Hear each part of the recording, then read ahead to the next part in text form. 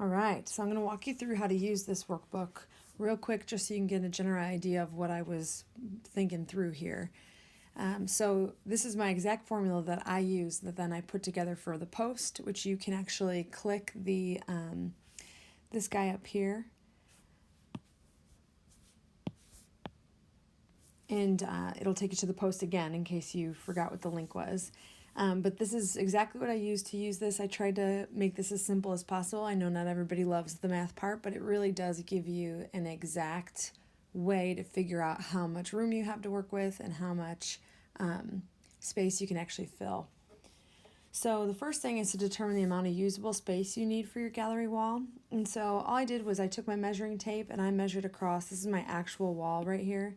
And I measured across the total width here. And I got that to be 8 foot 8 inches. And then I measured, I have a ceiling wall like right here. And then this is all open under here.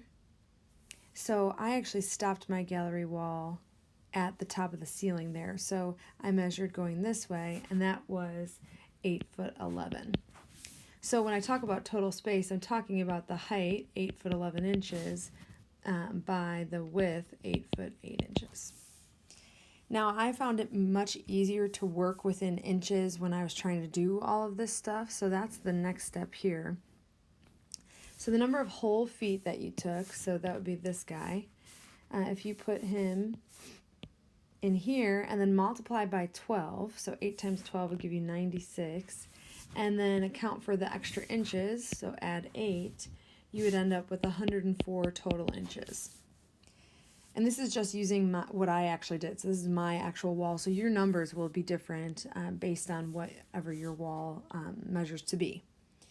So then your total height in inches, I had 8 total feet, and then that's 96 plus 11 extra inches, which got me 107 inches. So I boxed these in because we're going to use them later too, but this is just phase one.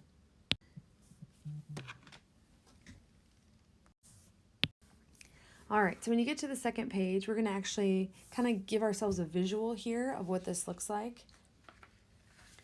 So we said that it is, so I'm going to put a dot at 0, 0 here. And we said 107 inches for mine, which is like, we'll guesstimate. And then we said the width was 104. So again, we'll do some guesstimating and then transfer that up here. So what you have, and you'll probably want a ruler when you do this by hand, would be your total space written on a piece of paper. Now, when you go to do this, to keep, depending on how you want to do this, it's nice to know what the center is. So if we take those total width in inches that I had from before, which is 104, and if we cut it in half, it would give me 52 inches. So across the width, if I go to about 52 inches, that would be my center. And if I took my total height, which was 107 inches divided by 2, or multiply by a half, same difference, I get 53.5. So that means that down from mine, I'm about here. So if I see where those meet, my center is approximately right there. So this just gives me an idea because I'm going to use this in the next couple steps. So this is my general base here of what I'm trying to work with. Because we now have the total space mapped out, we need to talk about the usable space. So I have a design friend that had said to me, you know, you should fill 2/3 of your wall and it should be about the same shape as the wall that you're using. So in order to figure out what 2/3 of this giant wall space was, I took my total width in inches, which was 104. I multiplied it by 2, which got me 208, and then divided it by 3 to get 69.3. And the reason I did that is because that's how you can multiply by a fraction without having to use fractions. So if I'm trying to get 2/3 of my total wall, this is my total width of my wall, I'm going to multiply by the top, which is the 2, and then divide by the bottom, the 3. So no need to know anything about fractions or math, but this is kind of setting you up to be able to do that quite easily with a normal calculator. So in my width of usable space, this is going to be the exact width that I'm going to use. But if I want to know how to draw that on my grid from before, I'm going to cut it in half. And then I'm going to do the same thing for height, and we're going to use this number, this half the width, in just a second. But let's do the same thing for height. So I had 107 inches. I'm going to multiply that by 2. Then I'm going to divide that by 3. That's my 2/3. So that's the height of my usable area. And then if I divide that by 2, I get 35.7. So this next section over here is trying to help you be able to look and see what your usable space is. So if I take the center of my total width, so that was 52. So I'm going to put 52 in here, and these are both the same. And we're going to subtract the half width, which is 39.2, and then we're also going to add it. So if I do those calculations in my calculator, I would get 17.3 and 86.7. So now I can go back and I can say, okay, it was 17.3 and 86.7. And that was the width. So if I go on my width here and I go over to about 17.3, we'll say it's like there, and 86.7 we'll say is like here, then that's the actual width of this based on the center. So now I've actually centered my usable space. So I was able to figure out what the marking was to actually center that in between. Now for the height, the center of my total height was 53.5 from the last page. And from above, my half height is 35.7. If I subtract it and add it, I'll get 17.8 and 89.2. Okay, so if I go back 17.8, 89.2, that means I'm going to go down here at about 17. So we'll say like here. And down to 89.2, so we'll say about here. And now where these meet are going to be the edges of my usable space. So now if I connect these,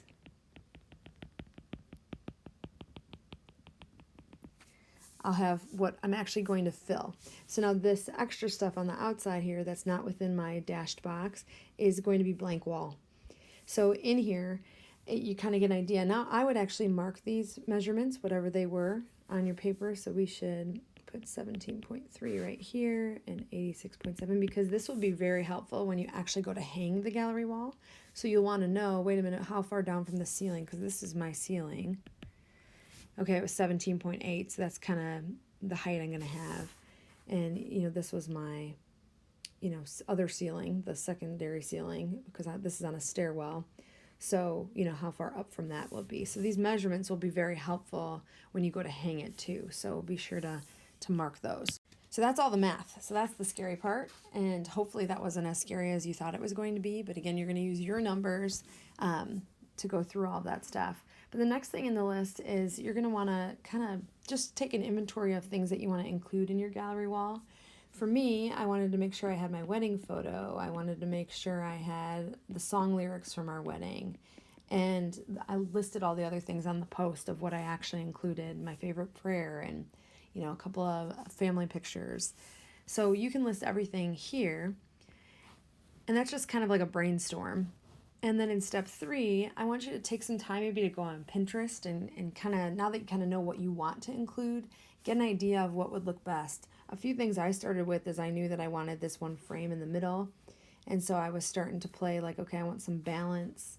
And I know I want these big quote things. And so maybe I'm going to have something like this. And, maybe I'll fill it in here. And just like a general idea.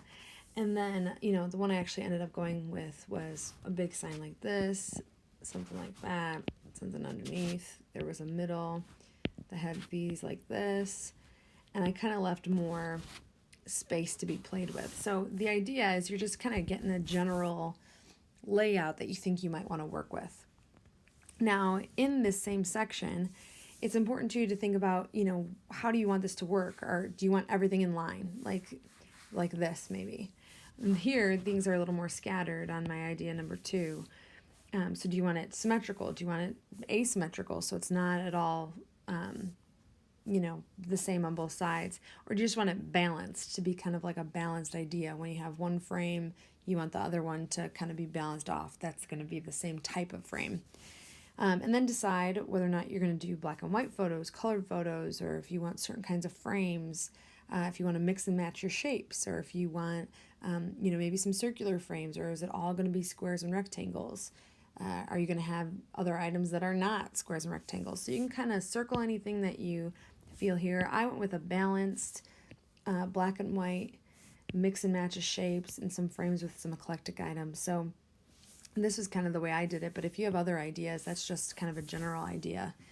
You can write that down there. All right, so the next thing is going to be to enlarge your usable space. So when you looked at your usable space, these right here are exactly how what the usable space is going to be. So I have 69.3 and 71 point.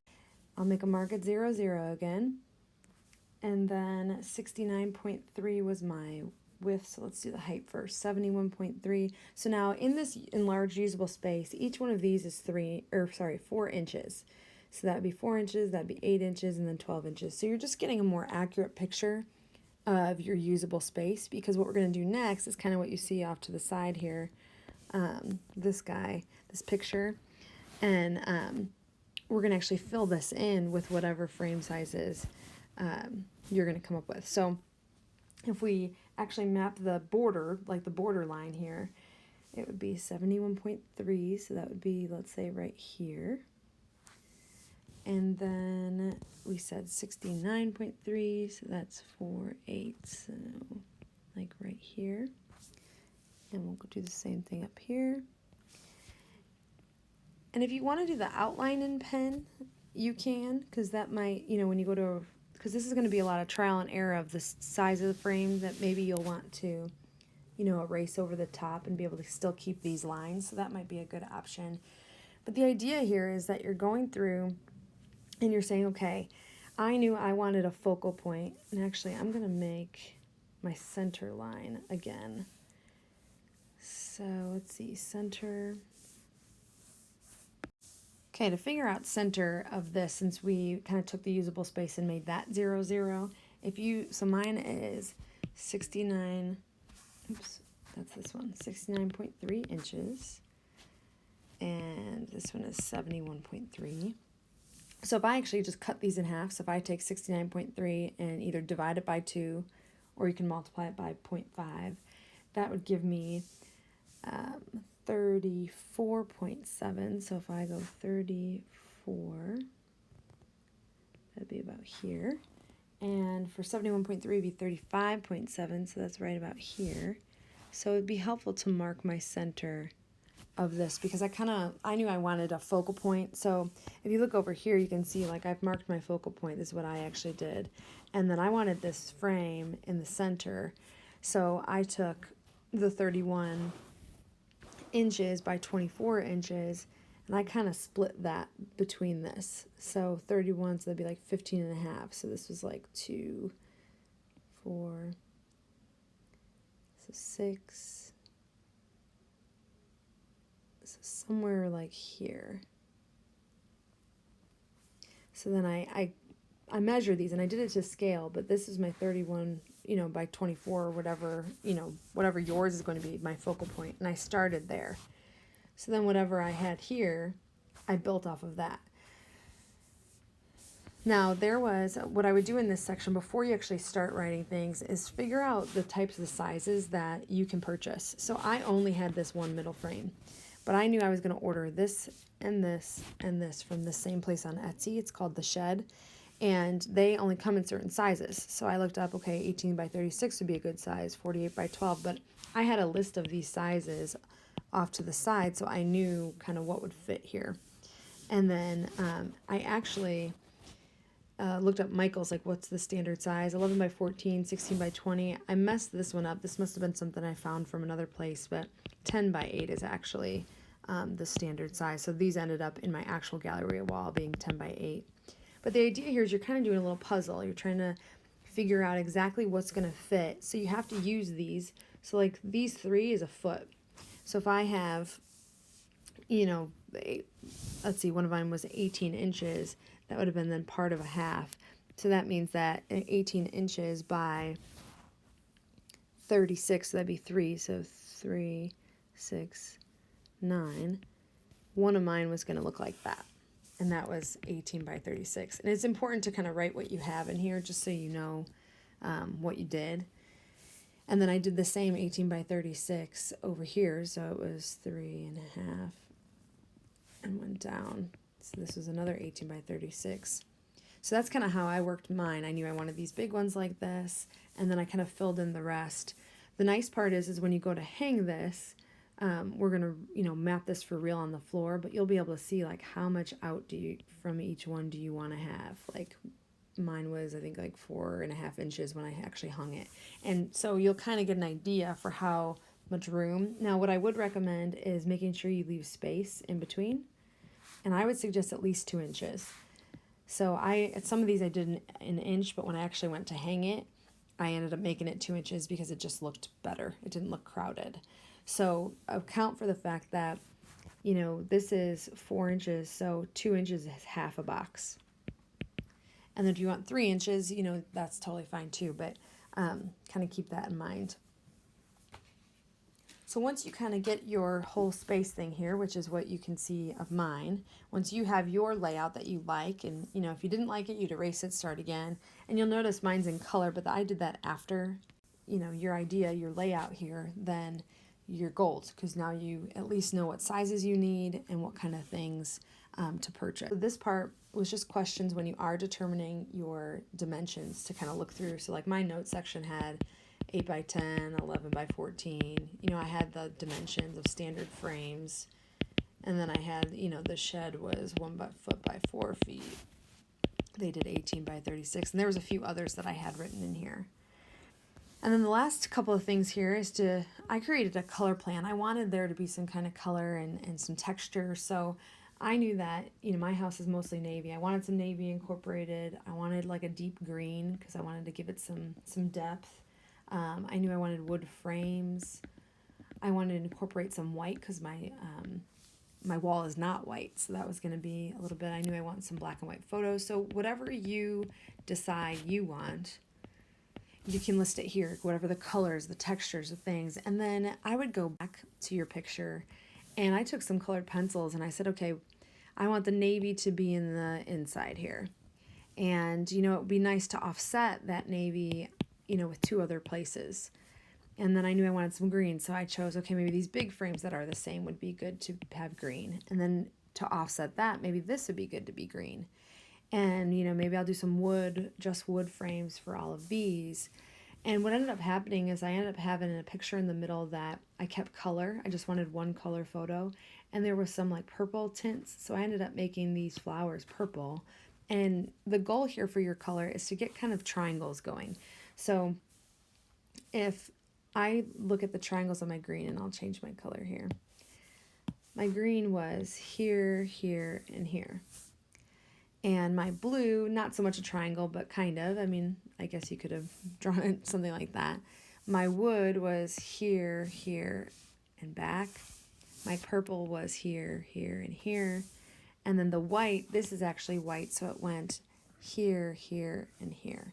So the idea is that you're just trying to make it balance, or at least that's what I was doing. That's how mine ended up, my color plan went. But whatever you decide your color plan is going to be, just make sure that you try to, get it in at least 3 places in your actual gallery.